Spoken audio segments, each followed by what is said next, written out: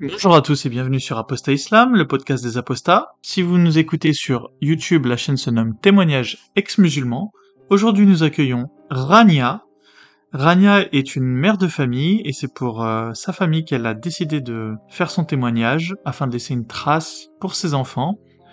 Car Rania est maman de 2 enfants et elle souhaite leur laisser une trace sous la forme d'un témoignage afin que ceux-ci puissent apprendre un jour voilà, qui était leur mère, quelle était son opinion sur le monde qui nous entoure et l'islam en particulier.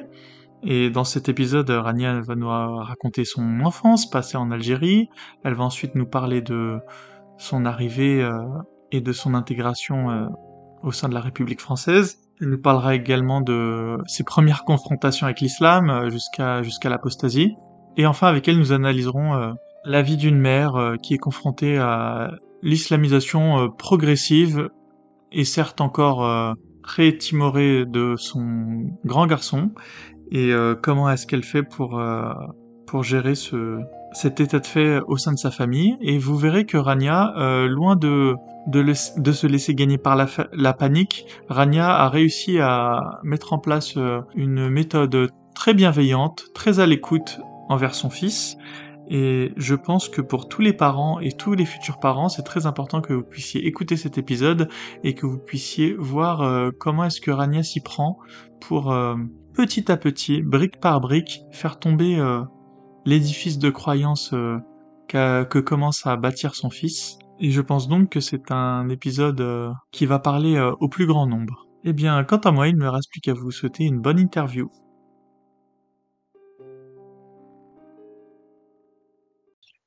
Bonjour et bienvenue sur Apostat Islam, le podcast des apostats. Aujourd'hui, nous accueillons Rania. Et Rania, je te laisse te commencer par te présenter en nous disant qui es-tu? Bonjour Momo, merci de me recevoir. Je suis Rania, je vis en France depuis presque 40 ans maintenant. Je suis originaire d'Algérie. J'y suis née et j'y ai vécu jusqu'à ma prime enfance. J'ai donc 46 ans maintenant.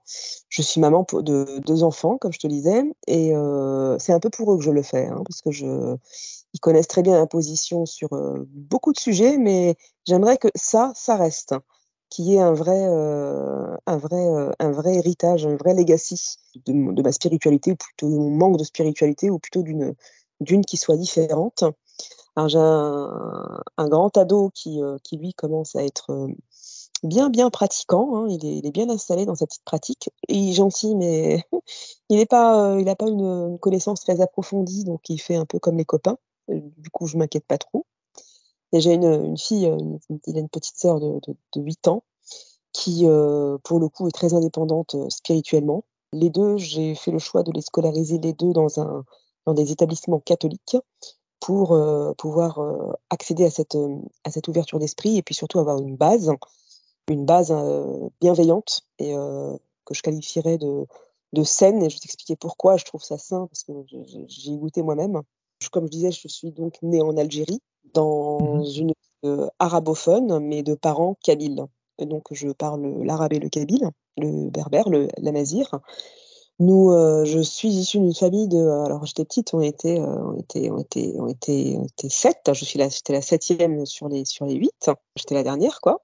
On arrivait un peu en cascade, hein, ce qui fait que, donc mon père a pris, ceux qui devaient être scolarisés. Il était déjà installé en France, mon père. Il les a installés, puis il est venu chercher, 2 ans après, la deuxième fournée, si je puis dire. Enfin bon, c'était d'autres temps, d'autres mœurs, hein. Il avait fait au mieux, le pauvre. Il travaillait comme un dingue pour nous offrir une vie, décente. Et ce qui fait que je suis restée quelques années, toute seule. Nous vivions, ma mère et moi, il restait plus que moi, en fait, à la fin. Et nous vivions, chez ma grand-mère, maternelle, avec, mes oncles et tantes. J'étais donc la seule enfant de la famille, et je dois dire que c'était vraiment une période idéale, hein, s'il en est une. J'ai bénéficié de toutes leurs attentions, de toutes leurs indulgences. Ma grand-mère maternelle m'a fortement marquée, parce que, c'est une femme qui a été, veuve, très jeune, avec, 6 enfants, dont un bébé, de 2 semaines. Donc, elle a dû travailler, fort, hein, parce qu'elle s'est jamais remariée, mais elle tenait absolument, à ne rien demander à personne. Parce qu'on retrouve, cet esprit un peu très fier, un peu, l'indépendance tout court passe par l'indépendance financière. Et elle a donc élevé tous ses enfants, toute seule. Vraiment une championne. J'ai donc grandi à ses côtés, hein, donc j'ai eu ces images de femmes fortes. Elle était du côté de la pratique, elle était, bon, elle faisait la prière, le ramadan. C'était pas l'islam prenait pas une place prépondérante dans sa vie, mais elle avait la pratique gentillette, quoi, donc elle m'a fortement marquée. Donc j'ai eu un bon rapport à l'islam étant petite, hein, ça faisait intégralement partie de la famille, c'était intrinsèque, mais du bon côté. C'était assez doux, je dois dire. Voilà. C'était comment du Heu, côté de ton père? ah Parce bah, que là, alors, tu me parles de ton côté maternel, on est d'accord? je les voyais peu, en fait, du côté de mon père. Parce que, je Mmh. vivais, enfin, même si on habitait dans la même ville, hein, à Oran, ils habitaient dans un quartier, on les voyait de temps en temps, ah mais zéro pratique, en fait, de son côté. Ils étaient vraiment, je sais pas comment te dire, déjà, c'était pas la même époque, hein, les années 70-80, les gens étaient très, très soft niveau religieux. C'était pas prégnant. Et en plus, eux, ne pratiquaient absolument pas. Je veux dire, sans être des gros fêtards ou des gros buveurs ou des noceurs, pas du tout. Non, non, ils pratiquaient pas, en fait, c'était pas un sujet chez eux. Voilà. Les femmes n'étaient pas voilées et je crois que mes cousines ne le sont toujours pas, en fait, pour 90 du côté de mon père. Ils sont toujours Du ensemble, coup, hein. enfance idyllique Mmh. en Algérie, jusqu'à, bah, tes 6 ans. Ensuite, tu es arrivé Vraiment, donc en France. en France, ben, là, c'était dans Paris, Raconte-nous tout ça. je rencontre, en fait, mes frères et sœurs quasiment pour la première fois et mon père, hein. Ça fait bizarre. Quelque Mmh. temps après, ma mère tombe enceinte de jumeaux, donc de petite dernière, chouchoutée et en mode princesse, je passe à quoi? Bah, voilà, fondue dans la masse, pas trop, plus trop prise en compte, Considéré? quoi. Considérée, ouais, c'est ça. Mais Dieu merci, je rencontre l'école. Je rentre en classe et là, comment te dire? C'était love at first sight, quoi. C'était, vraiment, le grand amour. J'ai aimé l'école et l'école me l'a bien rendu. Tu parlais Donc français? absolument pas. OK, J'ai bah, vas-y, jamais raconte-nous ça quand même, j'ai envie de savoir. Alors les débuts ont été un peu chaotiques parce que je parlais pas du tout français, on parlait que arabe ou kabyle à la maison, penses-tu? Voilà, quand ils étaient fraîchement arrivés, mes frères et sœurs parlaient, automatiquement arabe à la maison. Le français, je ne l'ai connu vraiment que dans la rue, à l'école, quoi.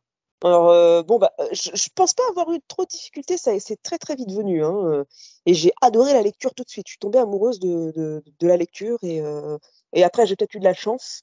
Le facteur chance a fait beaucoup parce que j'ai eu des profs, des maîtresses compréhensives et gentilles, quoi. J'ai pas eu de soucis à ce niveau-là. La composition de la classe, bah, c'était énormément de Français, des petits Portugais parce qu'on était dans un milieu, modeste, hein, donc c'est des Français, des petits Portugais, des petits Italiens, des Gitans, pas mal de Gitans, sédentarisés. Eux, pour le coup, bah, c'est une sacrée population, hein. J'en ai de très bons souvenirs. Voilà, c'est ça que je veux dire. J'ai pas eu de problème à l'école. Les maghrébins qui y étaient, concernant bah, ils parlaient, c'était des gens comme moi, fraîchement arrivés, qui parlaient, arabe, très très facilement et c'était plutôt sympa. J'avais, également, et pourtant, au niveau pratique de l'islam, leur maman était, à peine voilée, même pas, c'était vraiment un fichu qu'elle mettait sur la tête. Ma mère ne l'était pas. Ma mère a commencé à se voiler, à la retraite quand elle après, son pèlerinage à la Mecque. OK. Voilà. Et bah, transition sur, du coup, sur l'islam alors, ta rencontre avec l'islam, comment s'est-elle faite? Dans Ouais, quelles alors, conditions? Voilà. je devais avoir peut-être, 8 ans, 9 ans, je me rappelle plus très bien, peut-être l'âge de ma fille, tu vois? Et là, on ma mère considère qu'il faut aller, au cours d'arabe. C'était les mercredis après-midi, pour ceux qui savent, hein, de 14 à 16h pour bien te fumer, ton mercredi après-midi où tu devrais faire des activités. Le prof était un type, horrible, mais moi je me suis dit: Je vais le dompter comme j'ai dompté toutes les autres maîtresses, hein. Il va remarquer que je travaille dur, que je suis, une bonne élève et je pose, souvent des questions et j'avais cette tendance à toujours lever la main et poser des questions, lever la main. Il détestait ça.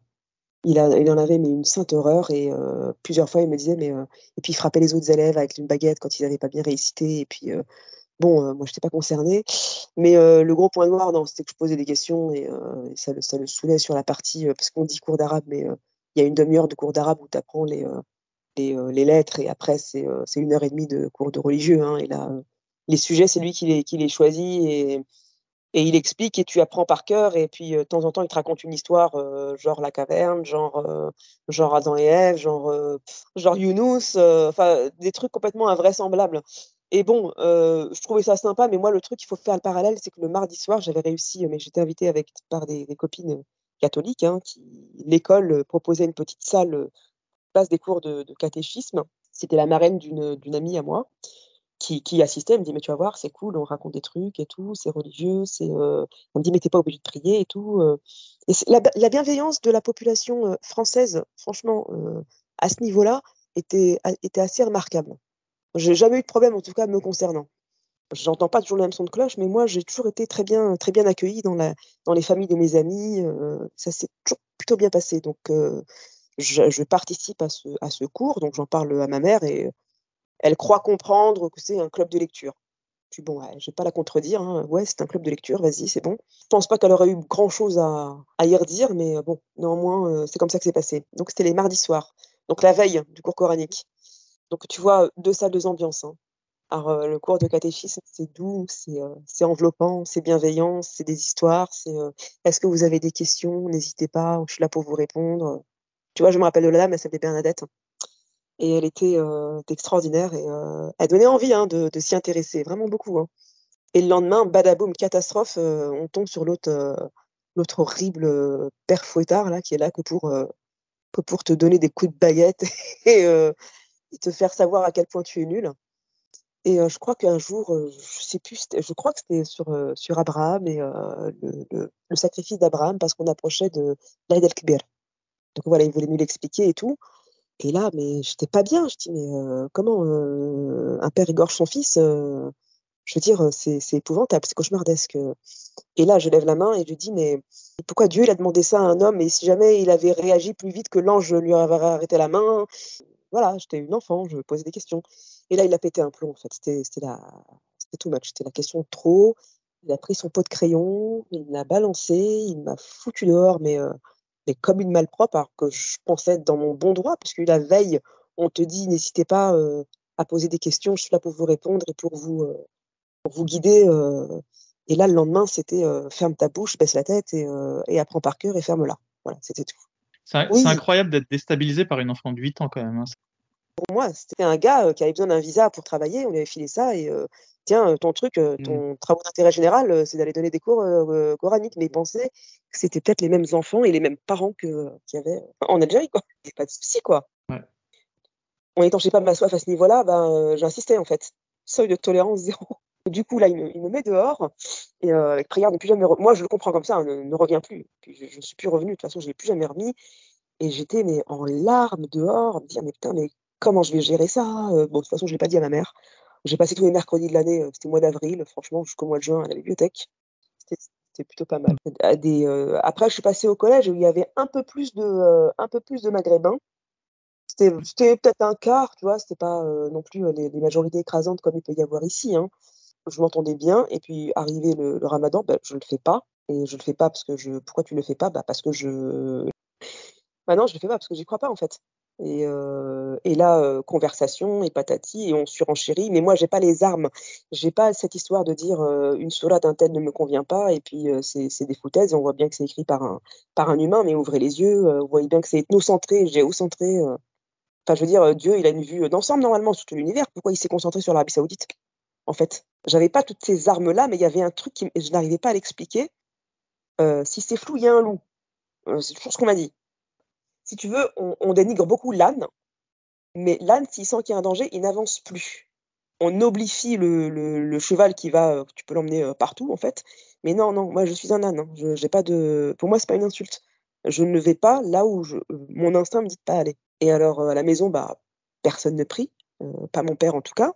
Ma mère est restée, quand même assez, une soft, pratiquante. À nous tomber dessus de temps en temps pour nous dire: «Ah, vous allez vous y mettre quand? Vous allez brûler sur les flammes de l'enfer, vous allez prier sur une plaque géante». Je fais: «Mais putain, mais Dieu n'a que ça à faire, en fait, sérieusement, Tu le c'est le prenais but de vraiment ce». à la rigolade quand elle te le Mais plus disait? à la mais j'en avais de la peine pour ceux qui y croyaient et qui s'infligeaient des: «Comment vous crevez de faim, vous coupez vos journées, 5 fois par jour, vous faites ça, vous faites ça». Mais putain, mais vous avez pas remarqué qu'il y a un problème en fait, Normalement, une prière, Dieu n'a besoin que d'une prière par jour, en vérité, si on va dans ce truc-là. Et jeûner tout un mois, c'est juste pas possible. Regardez-vous, vous avez l'air de cadavres. Enfin, ça, c'était c'est ce que je leur servais.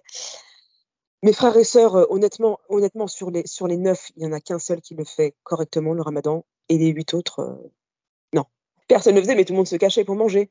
Mais mon père mangeait, au vu, au su de tout le monde, il en avait rien à foutre, hein. Il se servait, en plein milieu de la journée, il avait faim, il se servait et puis point barre, il allait se coucher, hein.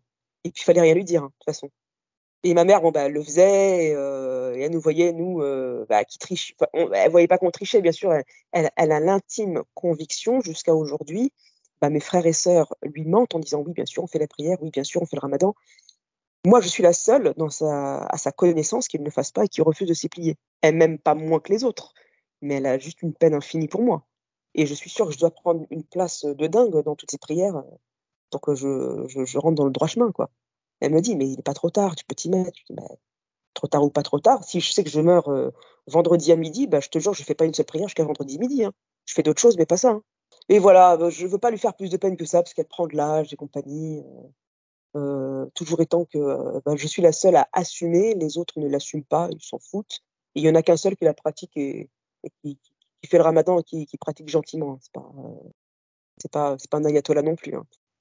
Ça Ma n'a mère jamais créé de conflit ouverts entre eux? avec ma mère? Sujet de conflit, mais là-dessus, ah non, non, elle savait très bien que c'était pas la peine. Bah, je veux dire, quand tu te maries avec un gars et qu'au bout de 30 ans, il pratique toujours pas, tu abandonnes ou pas? C'est une Bah, question. ça, je sais pas. Honnêtement, du 1er jour, il n'a jamais rien fait, hein, religieusement parlant, hein. Ouais, mais tu sais très bien que les musulmans, quand plus ils se mettent dans la religion et plus ils Ouais, commencent à tenter de contrôler leur entourage, tu vois? Tu m'as parlé d'une évolution quand même chez ta mère, dans son chez ma mère, islamité. dans son islamité, récemment, depuis qu'elle a pris de l'âge.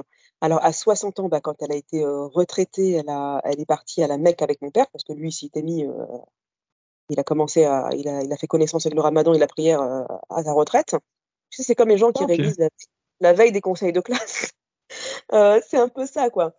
Donc il a dit: «Ouais, je me fais vieux, bon, je ne bosse plus, je peux peut-être le faire, quoi». Bon, bah, il l'a fait, mais on voyait bien qu'il y prenait aucun plaisir, hein. C'était pas il est parti à la Mecque parce qu'il fallait partir à la Mecque et faire bien socialement. Maintenant tu es un Chibani, faut te prendre en charge, tu as plus l'excuse de tu bosses comme un acharné. Donc il l'a fait, ma mère est partie avec lui, elle est revenue voilée. Là, pour le coup, elle a porté le voile, convenablement. Ensuite, ma mère, ça s'est durci ces 10 dernières années. Elle a subi l'influence, moi je trouve, hein, d'une de ses sœurs qui fait office, mais d'imam, la petite semaine, qui n'y connaît rien, mais qui est là en mode apocalyptique, quoi, un prophète de l'apocalypse. Voilà, c'est comme ça que et elle l'appelle en disant: «Oui, j'ai écouté un prêche de tel imam, il a dit ça et ça et ça et ça» et ma mère nous appelle pour nous saouler et pour nous dire: «Mais il faut prier, il faut faire ça» et elle te fait mais les 12 prières par jour, les surérogatoires et les jeudis blancs et les lundis blancs et les ceci et les cela. Alors depuis 2 ans à peu près, elle ne peut plus jeûner pour des, questions de santé quoi, hein, d'hypertension, des médocs à prendre et bon, bah, elle peut plus jeûner mais elle continue ses prières, hardcore. Mon père lui, il a dit: «J'ai mal au dos, foutez-moi la paix, je les fais assis ou allongé, j'en ai rien à foutre». Donc est-ce qu'il les fait vraiment? Franchement, je sais pas. On le voit, il a la tête baissée, il a un chapelet dans une main, qui sait ce qu'il fait, quoi? Qui sait à quoi il pense? Tu vois? Mmh. Hem C'est plus comme des moments de méditation. et c'est très bien si ça lui apporte de la paix intérieure. C'est pas moi, ça me va, hein, je veux dire, tout va bien, hein. C'est pas moi qui vais le juger. Mais bon, il Et berne que est-ce que ma mère. t'as lancé plus loin t'as approfondi tes connaissances en islam entre-temps ou pas? Oui, oui, oui, alors, il y a eu 3 gros, 3 à 3 reprises. À l'adolescence, j'ai voulu m'y intéresser parce que c'est pas pour la pratique, c'était pour avoir des munitions. Mmh. Non, mais réellement, hein, je vais être très, Ah bah, c'est top. je Tu vais étais être motivé. bah, j'en avais marre qu'on me pose des questions, mais il me fallait des munitions. Il fallait que je puisse, plaidoyer en ma cause et peut-être, en ramener un ou 2 avec moi, quoi. Oh, Explique-nous comment t'as fait, parce qu'à l'époque, il y avait pas internet, hein. T'as fait il y a comment? il y avait le Coran, il y avait très, très peu de livres et le peu de livres que tu avais, c'était dans les, librairies, islamiques et franchement, mais tu avais rien de rien. Comment être une bonne épouse musulmane? Ouah super, ça va bien m'aider, tiens. Comment, enfin, je veux dire, comment élever ses enfants dans l'islam? Ah, bah, très bien. Enfin, je veux dire, c'est pas ce que je demande. Je veux du concret, vas-y, nourris ma Kalash. C'est ça que je voulais Et ben, en fait, il n'y avait rien. Je me suis basée donc sur le Coran. C'était chiant à lire. Et tu tombes sur quelques versets un peu clairs qui te disent, ben, l'homme, la femme est intrinsèquement, inférieure à l'homme, et en spiritualité et physiquement et je me rappelle plus quoi. Il y avait ces histoires d'héritage donc j'avais, tu vois 2-3 osselets quoi, à jeter sur la table et bah, ça faisait pas mouche. Ça faisait pas mouche. Tu te rendais compte que, bah, en soi, c'est extrêmement injuste. Pourquoi les gens ne l'entendent pas? Pourquoi les filles de mon âge ne l'entendent pas? Oui, mais c'est comme ça, Rabbi il a dit c'est comme ça, faut je fais et c'est tout. Tu te poses pas plus de questions que ça. Je fais: «Bah, j'ai laissé tomber.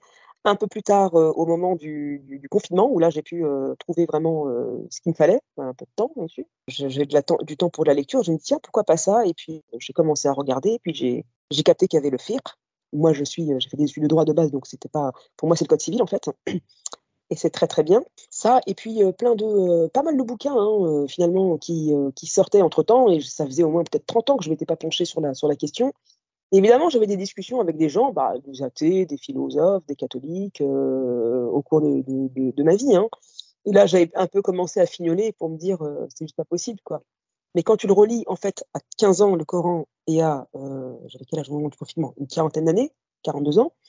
Tu le vois autrement, en fait, hein. Tu laisses plus aucune chance au doute. Parce que moi, à l'adolescence, je laissais encore une chance au doute, quelque part. Je me dis: «Si je me renseigne, c'est parce que je veux savoir». À 42 ans, tu as plus envie de savoir, en fait. Tu as tes fréquentations, tu sais ce qu'il en est. Là, et à côté de ça, il y a eu évidemment, tu sais, toute cette, bah, les a vous savez, pour commencer chronologiquement, les gamines voilées en 89, ça a fait beaucoup de mal à ma communauté, beaucoup de mal. Mmh. Même si j'étais plus du tout dans l'islam, moi, j'aime ma culture. Tu étais ado à l'époque? T'avais quel âge? Bah, j'étais ado, j'étais en plein dedans, c'était des filles de mon âge, Ouais, en fait. donc tu pouvais t'identifier à ces filles alors? Te Tu Gros leur as pas trouvé du courage à l'époque? Tu leur as rien du pas tout, que dalle. Je les ai trouvées suicidaires et c'est tout. Est-ce que tu as senti une menace? Est-ce que tu t'es dit: «Mince, là, il y en a 2 et peut-être que bientôt il y en aura beaucoup plus que 2»? Bah, il y en a eu beaucoup plus par la suite, hein. Ouais. Heu, Est-ce que tu avais réussi à l'anticiper à l'époque ou non, pas du tout, c'était non. quoi ton Bah, moi, je m'intéressais pas trop au truc, mais tu entends les infos et tu entends les adultes parler. Putain, ils voient pas ils sont juste invités ici, qu'est-ce qu'ils nous ramènent leurs mœurs, tribales, du Moyen Âge, enfin des trucs qui, moi, me blessaient dans mon algérianité. il y avait une critique maladroite? Ça, c'est comme ça que tu la ressentais, je veux dire? Ouais, complètement. Ouais, c'était vraiment des attaques, qui pour, les 90 des gens étaient dans les clous, en fait, hein, voilà, pour ces 3 nanas qui voulaient faire du buzz, hein, à l'époque, ça n'existait pas ce mot, mais c'était juste ça, quoi et les pauvres journalistes qui se sont jetés dessus, mais comme la misère du monde sur un mais c'était minable, en fait, c'était minable. Il y avait quelque chose de malsain et que ma communauté s'en prenne plein la gueule alors que c'est moi, je n'ai connu que des j'ai pas vécu dans une cité, en fait. Tu vois? J'ai pas connu les gens qui vivaient au RSA ou les dealers ou des cas sociaux. J'ai pas connu tout ça, pas du tout. Moi, je n'ai connu que des gros bosseurs. Mon père, c'était un gros bosseur. Mes frères, par la suite, ben, ils sont entrepreneurs, hein, donc ils ont toujours, énormément travaillé. On a tous énormément travaillé dans mon entourage. On connaissait pas de feignants. Donc en fait, je comprends pas comment, d'une partie de la population qui certes est immigrée, mais qui a gagné son comme dans Charlie et la chocolaterie, hein, qui a gagné son ticket d'or, hein, c'est bon, hein, Mmh. on est légitime, voilà, on est légitime et respectable. Parce que sans nous, la France, tu vas avoir beaucoup de mal, à trouver des gens pour faire le boulot que les immigrés ont fait, en fait. Et ça, Mmh. ça me touchait, mais c'était douloureux à l'accepter, à l'entendre surtout. Même pas l'accepter parce que je l'acceptais pas. Mais pour autant, j'ai pas eu un retour, j'ai pas rétropédalé, hein. Je suis restée sur mes positions. Tu vois? Je me dis: «C'est vous êtes dans le faux, moi j'ai gagné le droit à être là et à être respectée surtout». Ensuite, OK. donc ces jeunes filles, moi j'ai vu la population s'obscurantiser. Parce qu'après il y a eu des bouquins, qui ont fait encore beaucoup de mal, hein, Betty, Mahmoudi, Jamais sans ma fille, Lapidée, toutes ces gamines qui se faisaient enlever, mariées de force en Algérie et compagnie. Bah, c'est marrant comment leurs bouquins faisaient un buzz, mais comment que tu les ignorais, pendant, les 15 dernières années alors qu'on sait que ça arrivait, quoi. Pour vendre le bouquin de la maison d'édition, là, ils mettaient le paquet, les médias. Mais pourquoi vous mettiez pas le paquet pour les aider, en fait? Et j'avais l'impression d'être continuellement attaquée et ça me mettait vraiment mal à l'aise. Ça peut montrer qu'au-delà des arguments, il y a un problème dans la manière de communiquer. Voilà, alors pour une Algérienne, le pire qu'on puisse nous faire et bah, je pense pour beaucoup de gens aussi, hein, c'est taper dans sa fierté. le rabaisser, l'humilier, quand c'est pas justifié en plus. C'est ce qu'on peut faire de pire. Mais pour autant, je t'ai dit, j'ai pas rétropédalé, hein. Je suis pas retournée à l'islam en me disant: «Bah, puisque c'est comme ça, ces cons de blancs, bah, ils vont voir ce qu'ils vont voir», non, j'étais pas là-dedans, hein. Moi, pour moi, c'était, faire des études, choper un bon boulot, m'en sortir et montrer que, en fait, que vous vous êtes trompés, tout simplement. Et surtout avoir du répondant face aux critiques et de mon camp et du camp en face. Parce que faut pas oublier, hein, j'accepte pas, ce que mes congénères, musulmans, me sortent pour critiquer ma non-pratique et mon quasi-athéisme, mais j'accepte pas non plus en face ce que les Français disaient, sur les gens de ma communauté. C'était en fait, si tu veux, c'était un combat permanent. On a l'impression qu'il fallait que je me fight tout le temps. C'est Heu, ce qui s'appelle avoir le cul entre deux chaises. ouais, ça me va, c'est pas grave, mais c'est pas très confortable d'avoir le cul assis entre 2 chaises justement. Voilà. Bah, de là, les années passent, hein, je suis confortablement installée dans ma position. La chance que j'ai, c'est que j'ai toujours beaucoup lu. J'ai fait des études, plutôt pas mal. Mes frères et sœurs s'en sortent tous très bien, ils sont entrepreneurs. Des gros travailleurs. La pratique de l'islam à la maison, c'est resté pareil, comme je disais, hein, mon père, bah, il s'est mis, quand, voilà, c'est le dernier train de minuit, hein, et qu'il a pris, hein, ni plus ni moins. On a subi, bah, en fait, tout ce que l'Algérie noire, les années noires, la décennie noire, en Algérie, on l'a ressenti un peu dans notre chair et c'était douloureux aussi. C'était vraiment une sale ambiance, à ce moment-là. J'ai pas du tout aimé les années 90. Tu y allais pendant les années 90 en Algérie? Pas du tout, je suis pas allée avant 2003, je crois. Ouais, 2003. Entre tes 6 ans et 2003, tu n'es jamais retourné en Algérie. Oh non, non, non, si, si, j'y suis allée à 2-3 reprises, mais la dernière fois que j'étais allée, c'était en 89, pour te dire. Donc, tu es allé une fois, tu es allé une fois en 89 et ensuite tu es retourné en Algérie en 2003, on est d'accord? Allée à 2-3 reprises, entre, mes, 6 ans et bah, quasiment, hein, plus ou moins tous les ans ou tous les 2 ans, quoi, selon le budget qui était alloué. Et Dernière est-ce que tu as dernière vu une fois que j'aille différence? non. Non, non, vous avez Kabylie, Oran et un peu Alger, donc je non, 89, ça allait encore. Non, non, c'est vraiment, les années après, hein, jusqu'à 92-93 où c'était, chaud, chaud, chaud et c'était impossible d'y retourner. Ok. Ouais. Enfin, Ok. c'est bon. Du coup, en 2003, tu l'as retrouvé après les attentats du 11 septembre. Alors, Oui, l'ambiance, elle avait dû changer en Algérie. changer en ils sont ouverts sur le monde, en fait. Je sais pas comment Ouais. dire, de par exemple, une fille qui se baladait, toute seule dans la rue, bah, elle se faisait poursuivre, voilà, elle se faisait draguer, mais lourdement et en 2003 jusqu'à 2005, en vérité, ils sont restés. Je sais pas ce qui s'est passé, mais ils ont changé les paradigmes, hein, c'est une nouvelle génération qui est venue après et ils étaient moins sur les dents. Et puis aussi il y a eu aussi, l'avènement d'internet il y avait pas encore les réseaux sociaux à cette époque-là, mais internet déjà ça a bien ouvert les gens sur le monde. Tu sais, tu avais les messageries et cetera, ça a beaucoup aidé la Ouais, la nation jeune c'est algérienne, bien. en bien à s'ouvrir sur le monde. Voilà. Ensuite, où est-ce que j'en étais? Pour ce qui était de mes amis et des gens que je fréquentais, bah, j'avais un peu de tout. Déjà, il y a une bonne mixité, hein, filles, garçons, je suis pas juste avec des filles. Toutes pratiques, religieuses, donc confondues, toutes origines confondues, j'ai jamais eu de problème à fréquenter des non-musulmans ou des non-maghrébins. Est-ce que Heu, tu as encore poussé tes recherches du coup? Tu as retrouvé d'autres choses?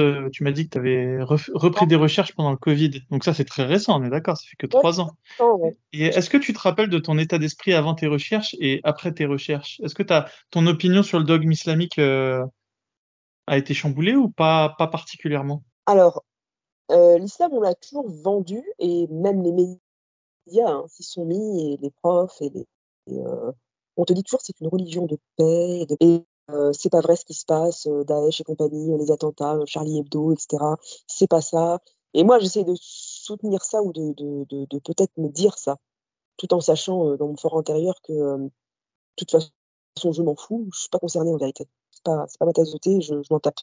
Je vois juste qu'il y a des drames, humains et ça, c'est insupportable. Donc on te le vend souvent comme une religion de paix, tu as pas le droit de tuer et cetera et cetera.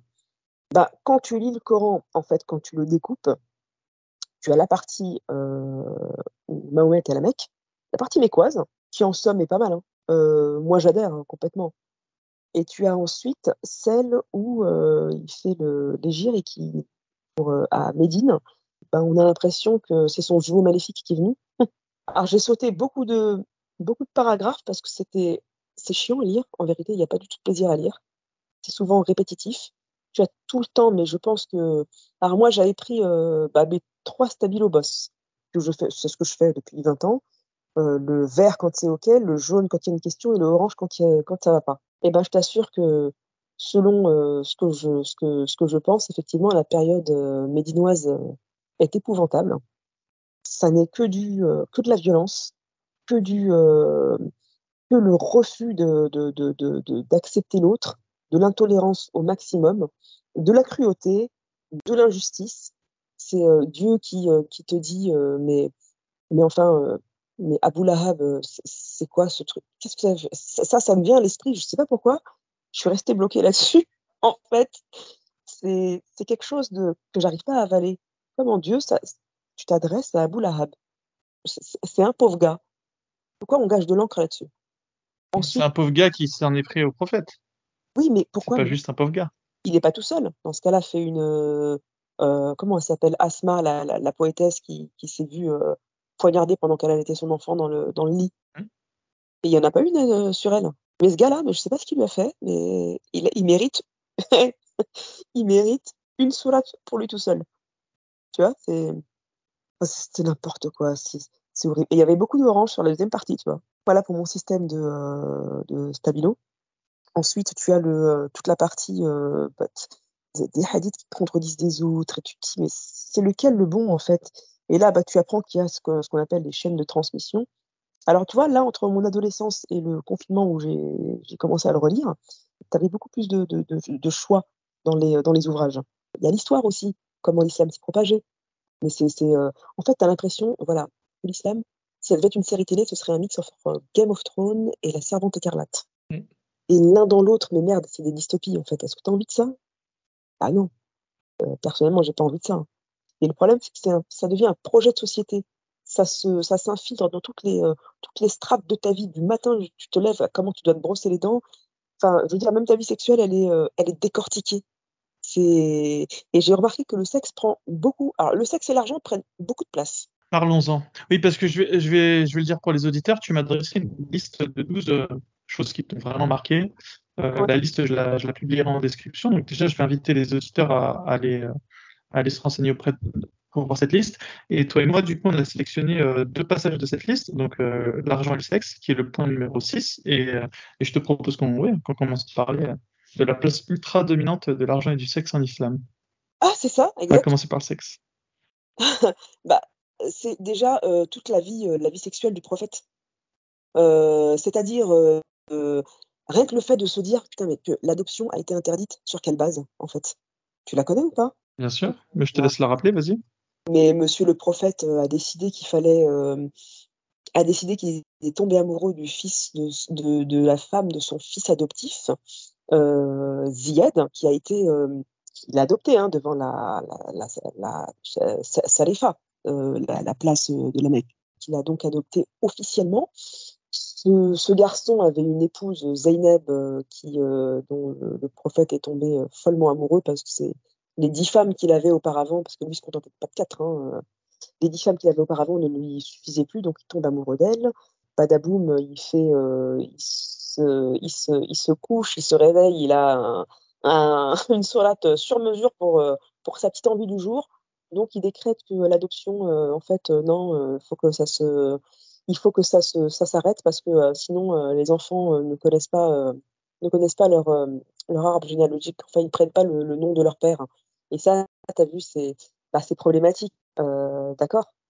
Donc on interdit l'adoption. À la place, on bricole une espèce de tutorat à la con. Ni tu hérites, ni tu prends mon nom, et au passage, il fait, je sais pas par quelle manigance il arrive à ce que Zied divorce de Zineb. Et badaboum, crac, je vous le donne en mille, Zineb devient la 10e épouse ou la 11e, je sais pas, du prophète. Mais enfin, c'était la femme de ton fils. Et pour venir à bout de ta petite envie du jour, de ta pulsion, tu as éradiqué un système qui est l'adoption en soi, hein, qui est ce qu'il y a de plus, ce que l'humain peut faire de plus généreux envers un autre. Moi, j'ai une amie qui n'a pas pu avoir d'enfant, idem, c'est compliqué, hein. Elle a dû faire des démarches, mais pas adoption, kafala, vraiment un tutorat. C'est une adoption bâtarde en fait. Voilà. Tu es un invité de seconde zone dans ma maison. Je suis pas ta mère, on n'est pas ton père, mais voilà. Ben, c'est comme ça, le prophète, voilà, il a eu un coup de foudre un jour. Ça, en fait, ça va pas. Les esclaves sexuels, ils en parlent en long, en large et en travers. Ça, je comprends pas comment c'est accepté, comment tu laisses faire un truc épouvantable pareil. Ça, je sais pas, t'as dans la sourate 287, 222, t'as tout ce qui légifère sur le sexe. Pourquoi tu interdis la fornication, mais tu autorises des esclaves sexuels? Enfin, Bah justement, il y a une logique. La fornication est autorisée sur des esclaves. Enfin, en l'occurrence, ça va plus s'appeler la fornication, ça va simplement s'appeler un acte sexuel. Disons qu'il y a une cohérence. J'ai pas dit que c'était bien. Dans l'univers islamique, si tu veux assouvir tes pulsions sexuelles en tant qu'homme, hein, parce que bon, eh ben ouais. dans ce cas-là, tu as tes esclaves. Donc tu n'as pas à aller forniquer avec des femmes intègres, non esclaves, tu vois, de bonnes musulmanes pieuses. Alors, C'est un d'accord. peu, c'est un peu comme ça que tu retombes sur tes pattes, quoi. De Eh leur ben, point de vue. ça légitime tout ça alors. Bah ouais, écoute, pas l'esprit assez ouvert, hein. Ah ouais, c'est bien, c'est bien. Tu vois, Et le système est cohérent, en fait. ouais, très bien, il est parfaitement Toi, cohérent. t'es un taré. La place de l'argent, ben, le fait que toutes les razzias, alors j'ai jamais peut-être que toi tu peux me dire parce que j'ai jamais réussi à savoir. Les razzias, Vas-y, dis-moi. quand elles se font, est-ce qu'il faut qu'ils reversent un cinquième au califat ou pas? C'est ça. Et je C'est vais même aller plus loin. En je t'en fait, à la base, le prophète se faisait payer ses consultations, en fait, si tu veux. Comme une prie. diseuse de bonne aventure, si tu veux. Mais comme ça lui rapportait pas assez, et qu'il a commencé à prendre bah, vraiment du pouvoir, de la force, une force de frappe, et qu'il a pu commencer à faire des razzias, parce que c'était un peu le mode, c'était un peu le business de l'époque, et ben il a décidé de prendre un Ah, cinquième. Alors c'est pas un cinquième en son nom, hein. C'est un cinquième pour Allah et son messager. ouais, bien sûr. Mmh. Évidemment. Et les musulmans vont te dire pour justifier, parce qu'un cinquième, tu imagines, c'est quand même une forte somme, hein. Mettons que t'as une centaine de personnes qui vont lancer la radia, tu en as un seul qui prend un cinquième. Et c'est le meilleur cinquième, hein. C'est-à-dire si le prophète veut une femme, plutôt une femme qu'une autre, c'est lui qui peut choisir la femme qu'il a envie. Donc c'est pas juste un cinquième, c'est le meilleur cinquième. Ah oui, et ce que je voulais te dire, c'est que comment les musulmans vont justifier une somme aussi importante? Ils vont te dire, oui, mais écoute, le prophète, il devait aussi subvenir aux besoins des nécessiteux. C'est un peu la sécurité sociale de l'époque. Bien sûr. Mais à la discrétion du prophète, évidemment. Mmh. Et Donc à la fin voilà. de sa vie, il en était à combien, Eh ben, figure-toi qu'à la fin de sa vie, en fait, il y avait eu une bataille à Khaybar qu'ils ont gagné les musulmans, et le Ouais, prophète a gagné un immense terrain. C'était une source d'argent tellement importante que ouais, Abu Bakr a récupéré le terrain qui devait revenir légitimement à Fatima. à Et Fatima. Fatima, elle a été tellement énervée par cette histoire qu'elle a maudit Abu Bakr, le Ouais, premier calife. Donc le très premier calife a été maudit par la fille du prophète, sa fille chérie, hein, c'est pas.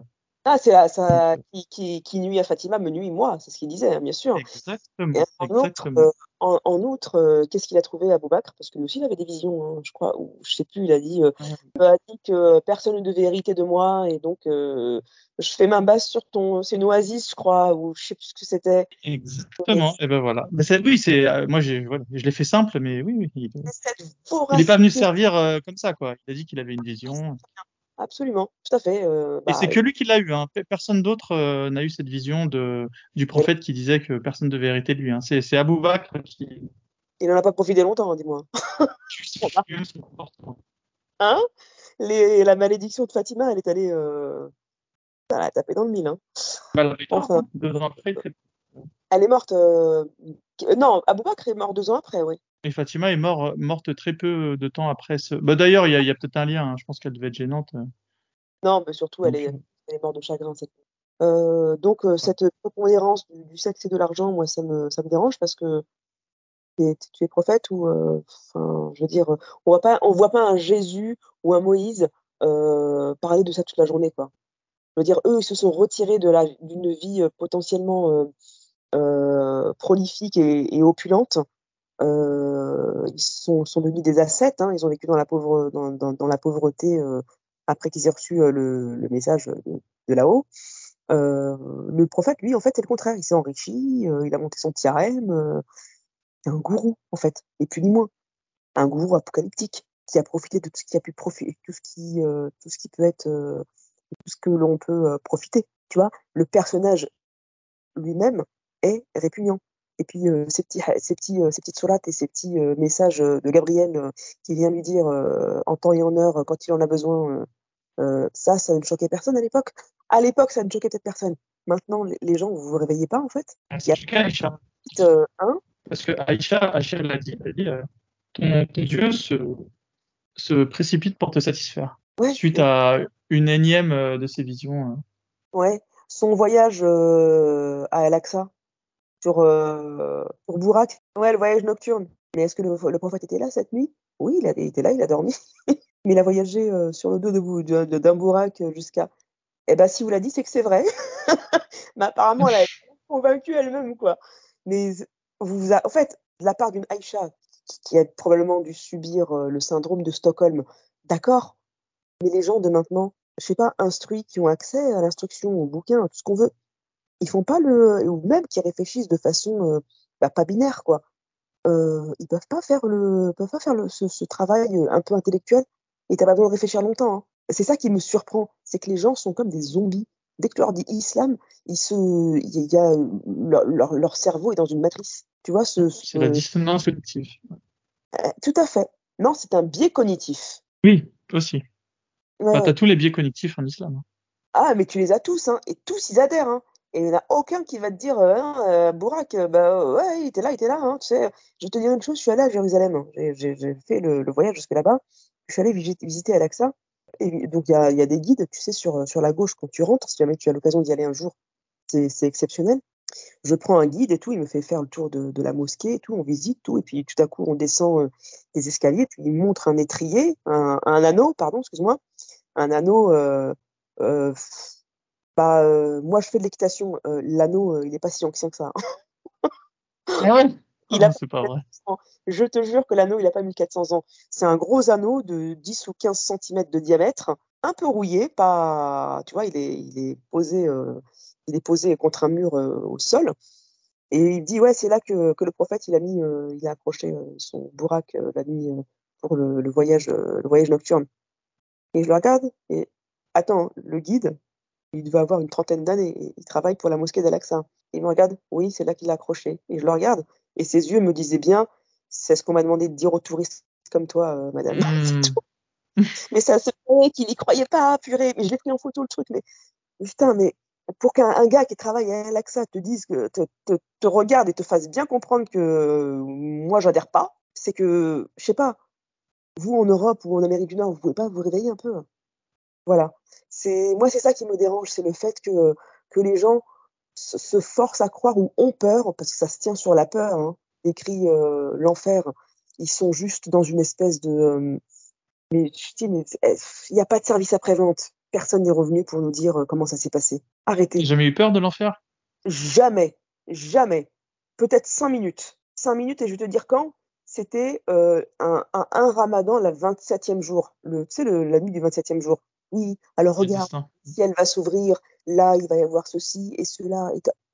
Et là, je regarde, je fais, ah ouais, putain, mais si l'enfer existe vraiment, en fait, je suis très mal barrée. Puis après, je me suis vite reprise en me disant, non, mais quand tu lis le paradis, si tu te dis, c'est ça l'enfer, ben, je préfère l'enfer quelque part. Parce que le paradis, pour moi, c'est l'enfer tel qu'il est décrit.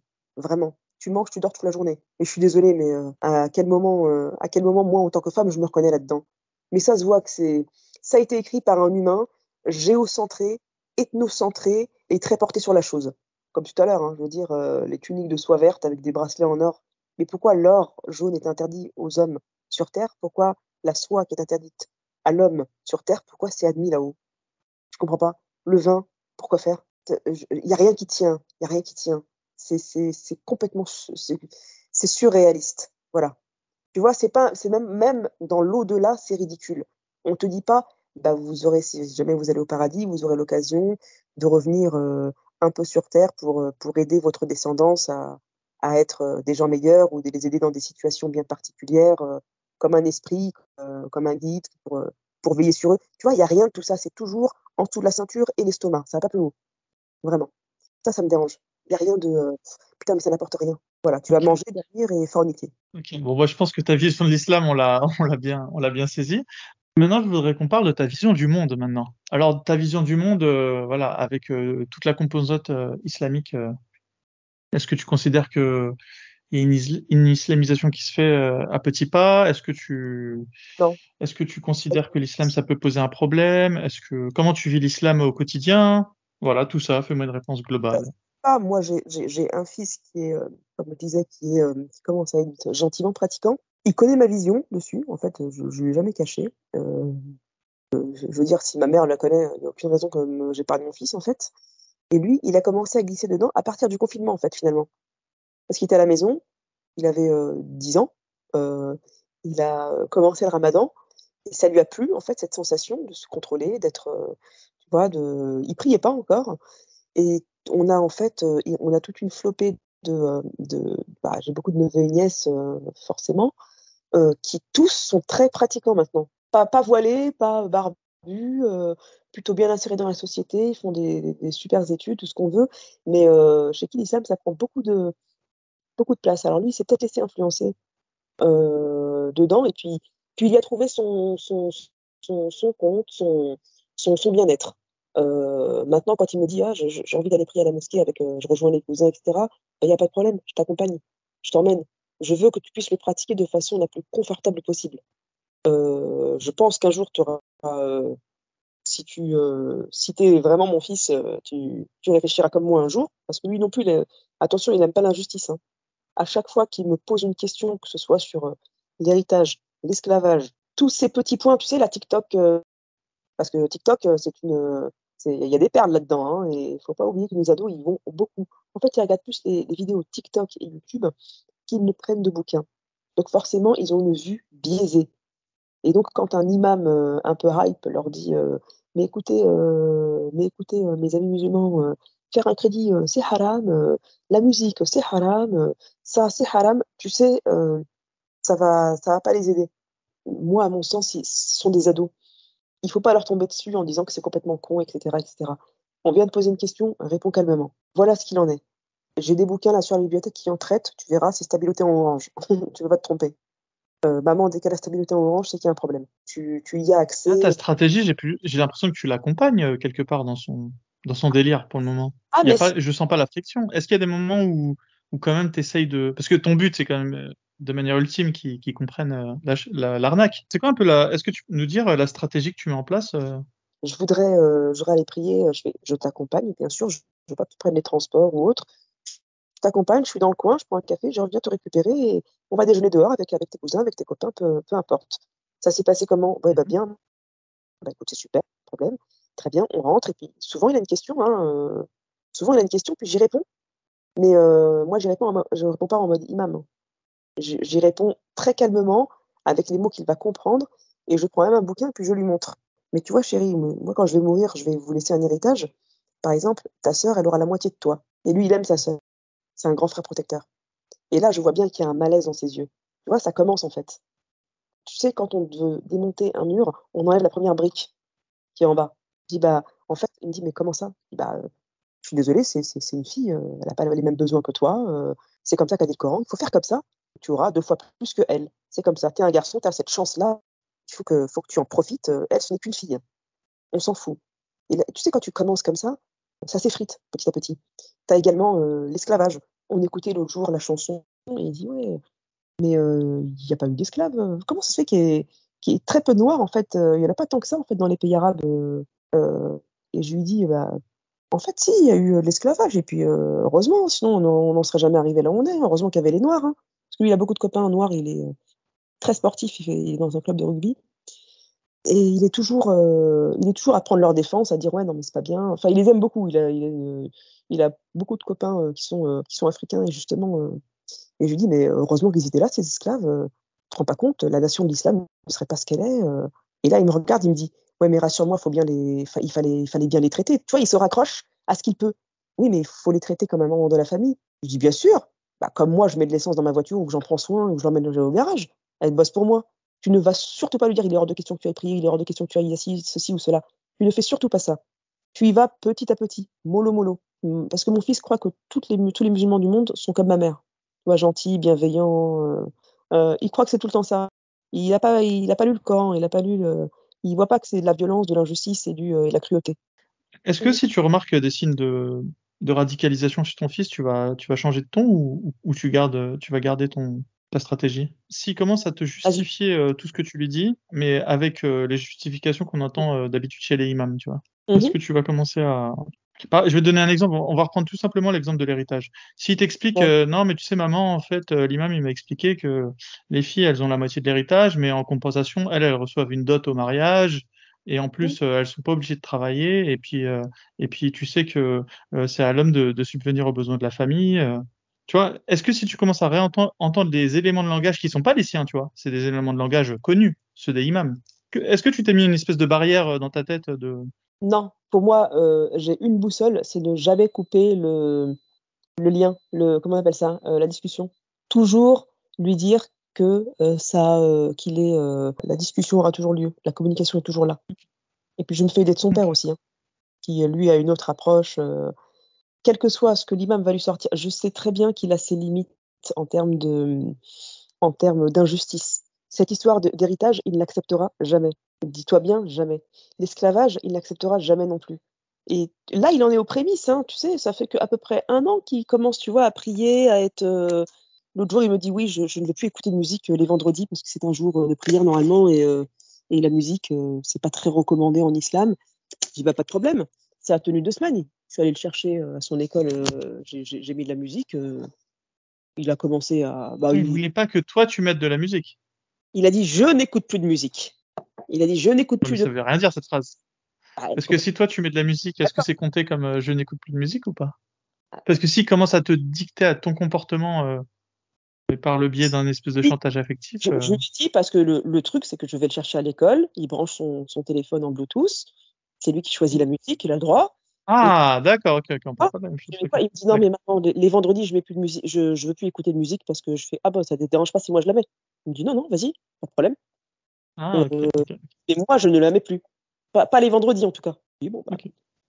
vendredi, jeudi ou dimanche, tu fais ce que tu veux, il y a pas de problème. Et je ne veux surtout pas rentrer en conflit, voilà, parce que c'est ça le pire truc. Je crois que c'est ça le piège, hein. C'est de dire à son enfant que tu es complètement dans le tort. Non, ça faut pas faire ça, à mon sens. Moi, je connais la psychologie de mon fils. Il faut juste faut juste dire que l'injustice, c'est ok. Bah écoute, c'est ok, c'est comme ça. Ta sœur aura seulement la moitié de toi et ton père a le droit de me battre si je suis pas d'accord avec lui. Si jamais je lui dis un jour, Tu as dit ça? ah mais ça va venir, ça va venir. Ah, ok, tu le réserves. Ok, Ah ok, non, ok. non, mais ça, je réserve. Je suis là, Tu vas attention. mollo. Ah, non, Ok, non, ok, non, c'est si je bien. demande à son père de se mettre dans le truc, il va le faire. Je lui dis, bah, tu dis à ton fils que tu as le droit de me tabasser si jamais je suis pas d'accord avec toi. Trouvons un sujet de désaccord et puis tu diras bien, tu sais bien que l'islam m'autorise à te frapper. Là, ça va pas passer, hein. Je crois pas, hein. T'es un gentil garçon. Comme beaucoup de jeunes de sa génération, c'est la méconnaissance. C'est parce qu'ils ne savent pas. Ils ne connaissent absolument rien. Ils n'ont jamais lu un livre, donc c'est pas. Je vois pas trop. En vérité, ce serait très facile, mais il faut pas rentrer en conflit. Il faut jamais couper la communication avec eux. Voilà, la porte de la maison est toujours ouverte. Ok. Et avec ton mari, du coup, ça se passe bien, parce que lui est musulman. On en a toujours pas parlé, mais même s'il est pas pratiquant, il y Euh, croit. non, il pratique le Ramadan, mais pour d'autres raisons. Ok. Voilà, c'est Ouais. des bons souvenirs en famille. Mais du coup, il a quand même dit Ashhadu an la ilaha illallah wa ashhadu anna Muhammadan Rasulullah. On est d'accord. Je l'ai jamais entendu. Il se dit musulman en tout cas. Tu sais, quand on s'est mariés, donc ça remonte à 20 ans de ça, Ah, on s'était mis d'accord, pas de dot. ok. Il a dit, moi, je rentre pas là-dedans. J'achète pas une épouse, je donne pas de dot. Pour l'histoire de l'imam, tu sais comment ça se passe normalement, hein. Ils prennent le père, le mari et un témoin et ils vont se planquer dans une salle et faire leur micmac sans l'épouse ou sans personne. Ouais, ouais. Nous, on a dit non. L'imam se met au milieu de la salle devant tous les témoins, tous les invités réunis et on fera le mariage religieux devant tout le monde. On n'a pas à se cacher, à Et il l'a fait. faire une tractation commerciale chelou à l'étage là-haut. comme si c'était une opération honteuse. On le fait devant tout le monde. Et on a trouvé un imam qui l'a fait. Hein. Il a dit oui, moi je Ok. trouve ça pas mal. Mais Donc, ton mari, ça le dérange pas ton approche vis-à-vis de ton fils? non, Il c'est lui qui. préfère avoir un fils apostat ou il préfère avoir un fils musulman quand même? Il s'en fout, il n'a pas d'opinion. On a, Ok. on a pas de. On a- Les choses comme elles arrivent, ça lui conviendra, tu penses? voilà, si demain il me dit je suis homo, bah tu es homo. Si demain tu es athée, bah t'es athée. Si t'es musulman pratiquant, bah t'es musulman pratiquant. On le prendra comme il faut, mais il Ok. faut pas que ça te porte préjudice à toi ou aux gens autour. D'accord. Ok. Voilà. On n'est pas du tout. On essaie d'être des bons parents, de leur donner ce qu'il faut quand il faut. Et voilà, la clé, c'est la communication. Hein. Toujours être là pour eux, quoi. Et mon fils, il voit bien sa Ouais, super. sœur prier en commençant par Je vous salue Marie. Pour elle, c'est comme ça qu'on prie, en fait. Hein. Il dit, mais c'est pas comme ça. Il rigole, il dit, c'est pas comme ça qu'on prie. Hein. Tu sais, là, tu fais comme les catholiques. Elle dit, alors, que ça peut te foutre? Et puis après, il rigole, et puis là, il passe à autre chose. Il s'en fout, mon fils. Il fait les choses pour ce qui le concerne, lui. Mais ce qui l'entoure, c'est pas dérangeant, c'est pas quelqu'un qui va dire pourquoi tu es en mini-jupe, pourquoi tu es en décolleté, ou pourquoi tu portes pas le voile. C'est pour ça qu'on a parlé de ta famille, on a vu ta vision de l'islam, ta vision un peu du monde. Quels sont tes projets à l'avenir? Quels sont tes Moi, objectifs familiaux et même professionnels et en général? continuer comme je suis, en fait. Ça me va très bien. Forcément, continuer à voyager, à m'ouvrir, à faire voyager mes enfants, à leur montrer qu'il y a autre chose. Tous les champs des possibles sont ouverts. La planète est vaste. Hein, moi, c'est comme ça que je le prends. Voilà. Maintenant, le vrai combat, c'est d'essayer justement de sauver la planète, hein, sans être un ayatollah de l'environnement, de la respecter, de pas. Et c'est le seul héritage que vous ayez en fait. De vous arrêter de perdre du temps à est-ce que je rentre du pied droit dans une salle ou est-ce que je mange de la main droite ou de la main gauche. Laissez tomber tout ça. C'est une perte de temps. Prier 5 fois par jour, tu mets tout ça, tu mets ça dans un bocal, ce temps, et à la fin de la semaine, tu fais du bénévolat.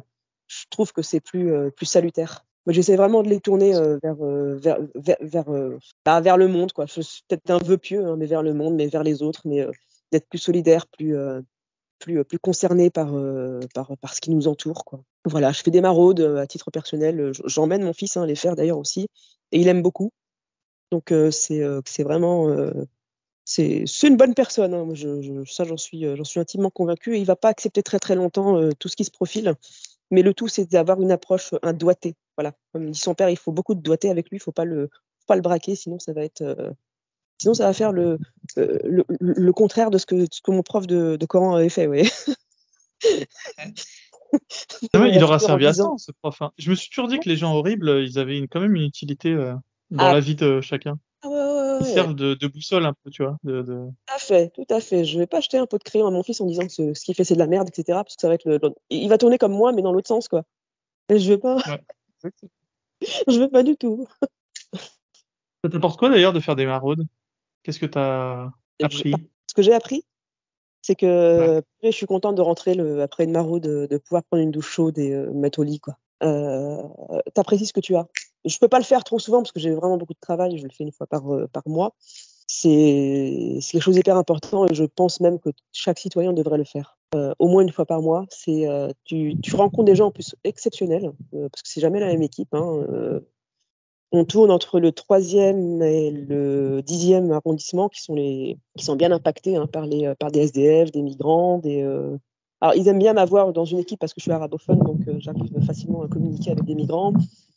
Et tu sens que les migrants, je les prends eux déjà. Tu sais, des jeunes maghrébins hein, qui ont fui. Hein. Mhm. Religion, c'est absolument pas leur sujet. Hein. Ils n'en ont rien à foutre. Tu leur tends un sandwich au jambon, ils vont le manger. Hein.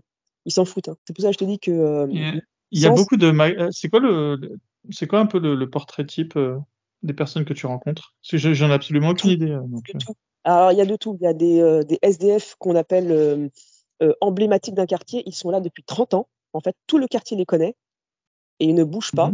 Mhm. Ils ont toujours leur tente plantée au même endroit et puis ils vadrouillent dans la journée, mais ils rentrent dormir au même endroit. Et d'ailleurs, c'est comme ça qu'on s'inquiète, que des quartiers s'inquiètent quand ils ne le voient plus. C'est qu'ils se demandent où il est. Et généralement, on se trompe rarement, c'est qu'il est décédé, c'est qu'il est à la morgue, c'est que voilà. Tu as des très jeunes, mais vraiment des très jeunes, et surtout le pire, c'est des gens qui bossent et qui dorment en fait dans leur voiture, dans leur entre deux piliers, tu sais, dans les renfoncements, les portes cochères et compagnie. Il y a des gens qui bossent, hein, c'est hallucinant, mais c'est comme ça. Il n'y a pas de femmes, très très peu, ou alors une femme avec trois hommes qui sont là, c'est un quatuor, quoi. T'as pas d'enfants, heureusement, j'ai envie de te dire, parce que ça serait juste intolérable. Voilà, sinon, concernant l'islam, je pense qu'il va y avoir une énorme vague d'apostasie. Parce que j'en rencontre de plus en plus. Mais c'est peut-être mon imagination, ou peut-être parce qu'on se reconnaît entre nous, mais je t'assure qu'il y en a de plus en plus. On est toute une famille, en fait. Si je regarde mes frères et sœurs, franchement, à part le côté festif, c'est tout. Hein. Ils prient pas, ils jeûnent pas, ils font pas de. Ils ont bien capté qu'il y avait un problème. Si on est 8 sur 9, je veux dire, c'est pas mal, non? Ensuite, C'est pas mal, mais qu'est-ce qui te distingue de tes frères et sœurs? Parce que moi, toi, je peux te qualifier d'apostate si tu veux, parce que tu le parce que moi, revendiques. Mais oui, moi, est-ce qu'on peut encore eux les mettre dans la... Est-ce qu'ils sont comptabilisés comme musulmans ou comme apostats finalement? Même s'ils sont dans un entre-deux, on a bien compris, tu vois. on a un, ils vont te le dire. Mais en groupe comme ça, non, ils pensent que c'est une Ah, maladie honteuse ou autre, et que. Puis surtout, je pense, mon truc, c'est que ils veulent pas blesser ma mère. En fait, pour ma mère, c'est hyper important. Moi, je lui dis à ma mère parce que je trouve que c'est un respect à avoir de toujours dire la vérité, de toujours dire où on en est. Ça n'enlève rien au fait que je sois une bonne fille, je pense. Hein. Si elle a besoin de quoi que ce soit, évidemment, elle peut toujours demander. Euh, Si elle a besoin que je l'accompagne à la mosquée ou autre, je ferai l'effort, il n'y a pas de problème. Hein. Je suis encore allée faire des salades janaza quand il y a eu des décès. Je suis rentrée dans la mosquée, j'ai prié avec les autres.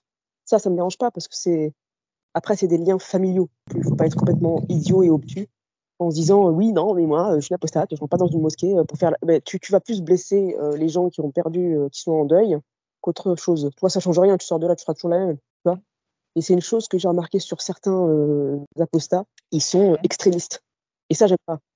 Parce que moi, j'ai de la compassion, de la bienveillance, de la gentillesse envers les musulmans. Hein. Pour moi, ils sont juste dans la matrice, quoi. À la limite, c'est pas de leur faute, quelque part. tu parles d'apostats sur Internet ou d'apostats que tu as rencontrés dans ta vie réelle? Je connais dans la vie réelle hein, que Ok, ok. ils sont violents. Euh, c'est du genre à distribuer des tracts pour Zemmour, quoi. C'est pas mal, hein. Mais tu Et peux ça, j'aime pas. redistribuer des tracts pour Zemmour et être bienveillant ou pour toi c'est antinomique? J'aime pas le personnage déjà. Il soulève les bons problèmes, mais il propose zéro solution. Et Ok. non, il me dégoûte en Si, fait. si, On il dirait un en a une, blond. c'est de rémigrer tout le monde. Ouais, ouais, bah c'est ça. Bah, on va commencer par toi, mon ami, parce que Monsieur Zemmour. Non, j'exagère, il veut pas rémigrer tout le monde, mais il veut rémigrer les sans-papiers, qu'il appelle les clandestins d'ailleurs. Ouais. Bah good luck. Propose une vraie solution. Ça c'est un pansement sur une jambe en bois. Il est répugnant. J'ai pas de mots. Sinon, non, non, il va y avoir une grosse, grosse vague d'apostasie. Tu regardes les sites un peu anglo-saxons, c'est catastrophique. Hein. Il y a des femmes là-bas, outre-Atlantique, c'est à visage découvert hein, qui se revendiquent. Mais pour une bonne raison, c'est que là-bas, outre-Atlantique, aux États-Unis par exemple, tu peux pas envoyer des menaces de mort sans qu'il y ait une réponse de la police 20 minutes après. Hein. Là-bas, les injonctions de distance, elles sont respectées à la lettre. Pas comme ici. Ici, tu as des raisons d'avoir peur. D'accord, ok. Tu seras pas protégé en fait. On est d'accord ou pas? Parce qu'ils ont Non, peur. non, mais c'est une bonne explication pourquoi les Français ne montrent pas leur visage, parce qu'on s'est pas concerté, si tu veux. C'est plus un fait en fait Mais moi, j'ai remarqué que que les apostats français ne montrent pas leur visage. mais tu sais, quand tu portes plainte aux Ouais. États-Unis, Et ça pourrait être un élément d'explication. j'ai été menacé par un tel où j'ai reçu des coups de fil de menaces de mort ou autre et j'ai reçu cet email-là. Ils font leur job là-bas. Mhm. Hein. Ils font leur taf. D'accord. Ici, à 30, comment on appelle ça? C'est quoi la plainte? C'est pas dépôt de plainte, mais juste avant le 30 main Main courante. courante? On te retrouve égorgé à côté de ton école. Ok. Non, très Euh, intéressant. Ok. la Ouais, sécurité donc n'est pas on pourrait dire assurée. qu'il y a un manque de moyens qui expliquerait partiellement, parce que c'est jamais des explications totales, pourquoi les apostats en France ne montrent pas leur visage. Un sentiment Ah de bah ne oui, pas être aidé en cas de problème. il y en a plus d'un, il rétropédale, hein, je pense. Mm. Parce que c'est flippant, à la portée de n'importe qui. On peut te retrouver en 3 minutes et envoyer quelqu'un qui va agir en 10 minutes. Il va faire quoi? 8 ans de prison, dans le meilleur des cas. Bah, ton ticket pour le paradis, il est assuré, parce que pour eux, c'est ça, hein, c'est tout. Hein. À la limite, t'es 8 ans au chaud et après, tu sors. Moi, je suis persuadée qu'il y a de ça. Ok. Et est-ce que, en parallèle d'être confiante sur une vague d'apostasie, euh, est-ce que tu remarquerais une islamisation d'un autre côté? Parce que l'un n'empêche pas l'autre. Est-ce que d'un côté ça s'islamise et d'un autre côté nous on récupère les apostats? Parce que quelque part on récupère une TVA, tu vois. On va dire il y a 10-15% d'apostats parmi les musulmans. C'est une statistique officielle, hein, je la sors pas de ma tête. Mhm. Donc forcément, plus il y a de musulmans en France et plus il y a d'apostats de manière mécanique, tu vois. Est-ce que ta remarque sur le fait que tu remarques plus en plus d'apostats n'est pas simplement due au fait qu'il y a de plus en plus de musulmans aussi, tu vois, d'un autre côté? C'est une question, hein, je j'ai pas d'opinion hein, là-dessus. La jeune génération, pour celle que je connais, celle de mon fils, tu vois, entre 10 et 25 ans. Voilà, c'est de mes neveux et nièces et de mon fils. Eux, ils deviennent religieux, en fait. Ils s'intéressent extrêmement à la religion parce qu'ils ont le cul posé entre deux chaises. Dans le sens, en fait, ils ont besoin de s'affirmer quelque part. Ils sont en recherche de leur identité. Ils ont une paire d'identité, en fait. Comme tu le sais, il y a souvent un lien entre le père et la religion, l'identité religieuse. Hmm. Et souvent, tu retrouves beaucoup de familles monoparentales. Regarde bien autour de toi, des familles monoparentales avec des enfants qui se tournent plutôt vers la religion parce que ça les conforte quelque part. C'est un doudou, hein, la religion, hein, c'est tout, hein, ni plus ni moins. Ça leur donne ouais, ça Un- leur donne un la loi, enfin le fond. père, un peu d'un point de vue psychanalytique. Ouais. Parce que là, je veux dire, l'islam, en l'occurrence, ça régit toutes les strates de ta vie. Tu vois, c'est paternalisant, en fait. Voilà. Tu as beaucoup de Très ça. bien, ouais. Après, c'est des signes de reconnaissance entre eux. Tu vois, c'est des ados. Ils ont du savon dans la tête. Plus tu leur diras non, non, non, non, fais pas ça, c'est pas comme ça. Vous les filles, vous vous voilez, mais vous comprenez pas. Bah si, moi, c'est ma façon de vous dire je vous emmerde. C'est tout. Le voile dirait mettez une mini-jupe c'est un signe de reconnaissance entre vous. Elles porteraient toutes des mini-jupes.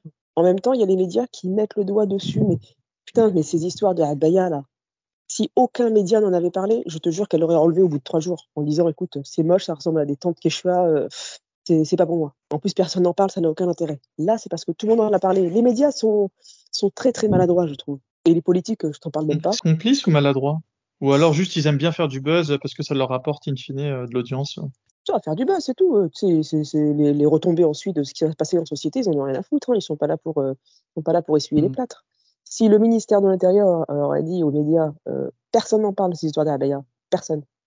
Ok. C'est un no event. C'est un non-événement. Tu sais quoi, ces gamines là, parce qu'elles sont écervelées. Il n'y en a pas une qui a ouvert un bouquin sur dans sa vie. Je t'assure qu'elle ne l'aurait, ça n'aurait pas perduré. Et t'avais ces idiots de chefs d'établissement. Oui, alors on va mettre en place une cellule pour dire que c'est pas bien. Arrêtez vos conneries. Et les parents des gamines, là, ils font quoi en fait? Tu vois.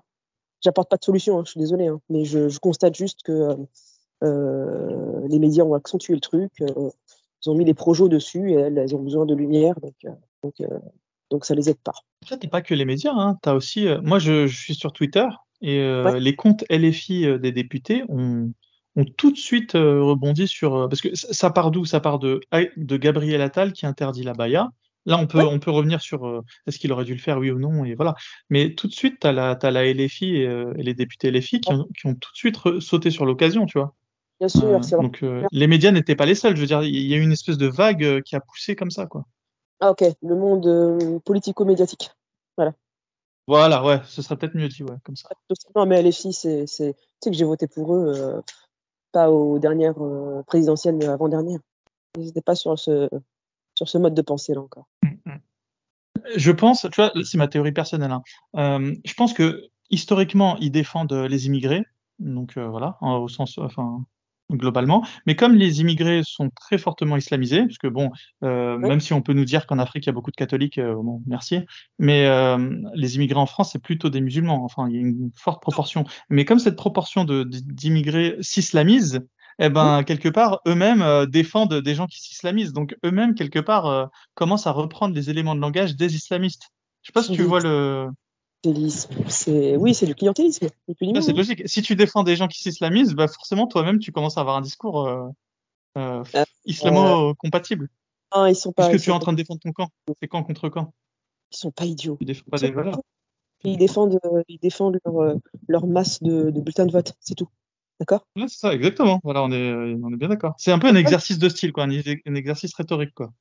J'ai une amie qui travaille à la Plus mairie dans un. d'Argenteuil, hein, à la mairie d'Argenteuil. Je sais pas si tu connais Argenteuil. Ah.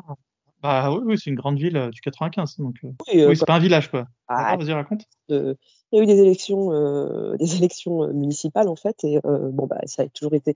Il y avait donc Motron qui était là, et c'était au moment du mariage pour tous. Et là, tu as des espèces de mecs, des tablirs, hein, vraiment, ni plus ni moins, hein, qui géraient des quartiers, et apparemment ils disaient qui vote, pour qui voter à ce moment-là. Et puis t'as le maire en question qui était bien cul et chemise avec eux, qui leur disait oui.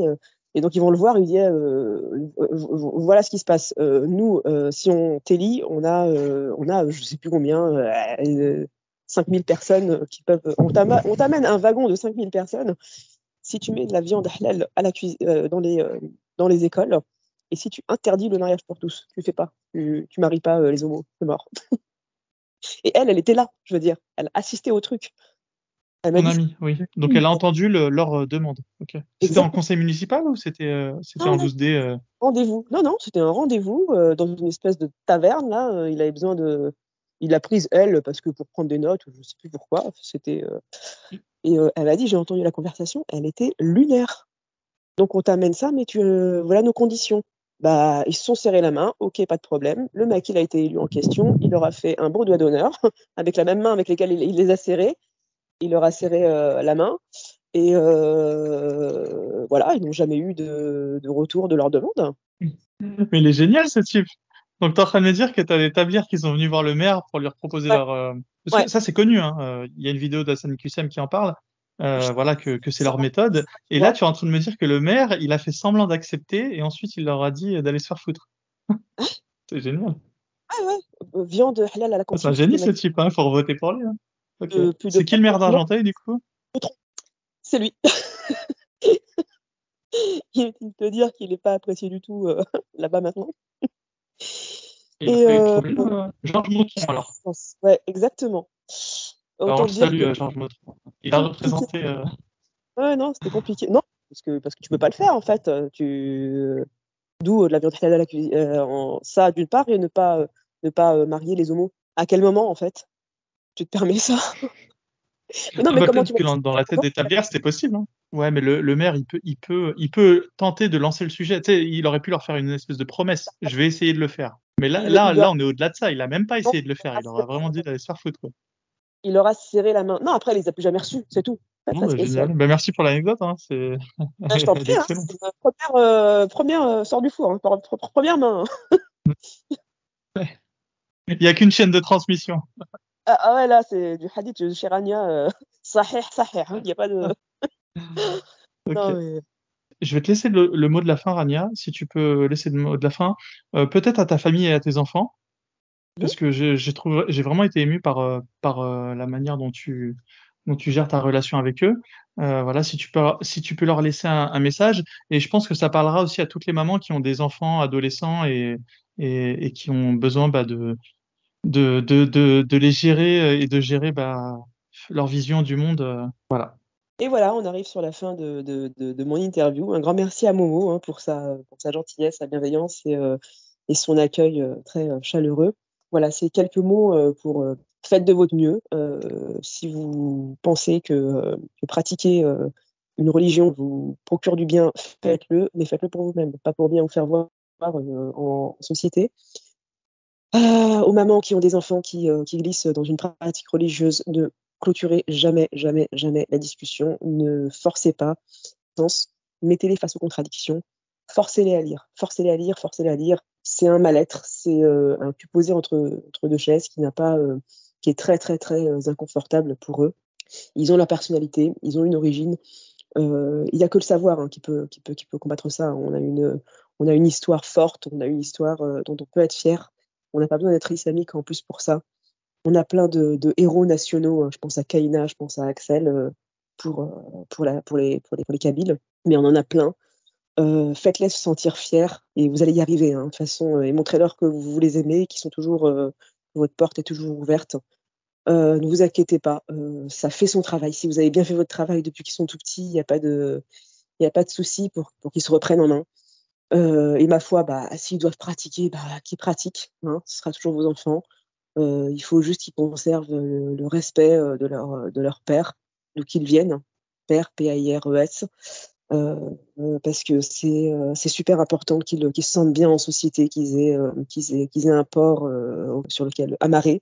C'est pas une fin en soi, la religion, mais s'ils en ont besoin, ben, moi je propose de les laisser. On a chacun notre spiritualité, on a chacun notre mode de pensée.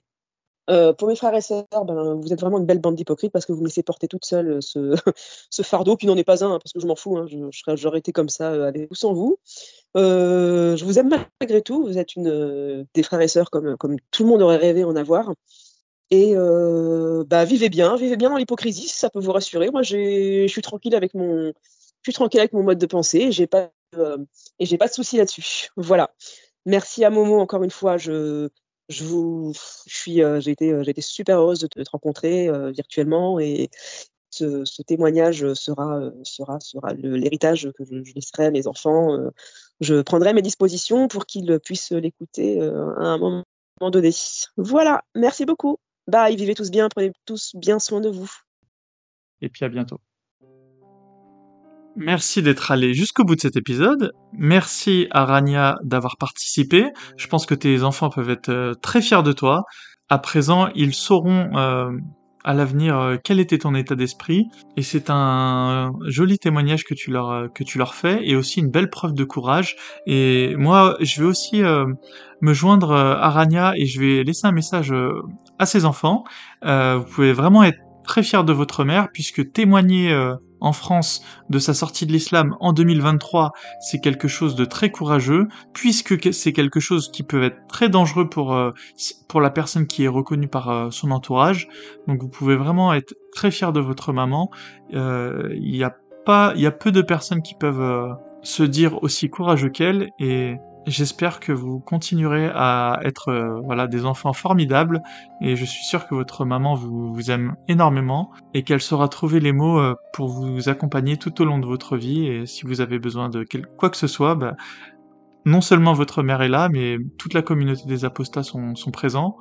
Vous pouvez en tout cas être très fier de votre maman encore une fois. Beaucoup de choses avancent pour les apostats aujourd'hui. On est entré en contact avec de nombreuses communautés qui sont cousines de notre combat, et notamment celle de la sphère zététique. Et à présent, Thomas Durand a commencé à entrer en contact avec nous, Thomas Durand de la chaîne La Tronchambier, et vous pouvez voir un live où il a interviewé plusieurs apostats de l'islam. C'était son live Le prix du scepticisme, donc Thomas Durand de la chaîne La Tronchambier, une chaîne que je pense que tout le monde connaît, et j'espère qu'à l'avenir on fera encore beaucoup de choses avec Thomas Durand, et je le remercie vraiment de nous faire confiance et de nous tendre le micro. Il y a bien sûr également à présent Jacques Le Fou qui est vraiment rentré les deux pieds dans la sphère de l'apostasie et de l'apostasphère. Avant, il était très présent sur le canal algérien, mais c'est à présent sur le canal francophone que vous pouvez le suivre. Et n'hésitez pas à aller sur sa chaîne TikTok. Donc vous tapez Jacques Le Fou sur TikTok et vous pouvez le retrouver. C'est vraiment une personne exceptionnelle, un athée qui fait énormément de débats, et vous pourrez donc le retrouver sur TikTok en tapant Jacques Le Fou. Enfin, je voulais vous donner quelques nouvelles de la conférence qui se nomme désormais Laïcs de tous les pays, unissez-vous. C'est une conférence internationale qui aura lieu en décembre. C'est une conférence qui réunira les plus grands laïcs et les plus grands défenseurs de la liberté d'expression du monde entier. C'est une conférence qui aura lieu en décembre et on a besoin de vous pour finaliser et boucler le budget qui nous permettra de payer pas mal de prestataires pour cette conférence. On a environ bouclé 75% du budget, et donc on vous demande de faire un dernier effort financier pour que cette conférence, qui de toute façon aura lieu, mais puisse avoir lieu dans les meilleures conditions, pour qu'on puisse notamment réaliser un film documentaire sur la conférence, avec les prises de vue qui ont été prises lors de la conférence. Tout est en détail en description de l'épisode. Et enfin, je vais compléter mon épisode en vous invitant à aller voir la description qu'a rédigée Rania pour cet épisode, la description de son profil. et ça vous permettra comme ça de prolonger un peu l'expérience de l'épisode. N'oubliez pas de liker, n'oubliez pas de suivre toutes les chaînes d'Aposta que vous pouvez retrouver sur le site aposta.fr, et quant à moi, il ne me reste plus qu'à vous dire à très bientôt.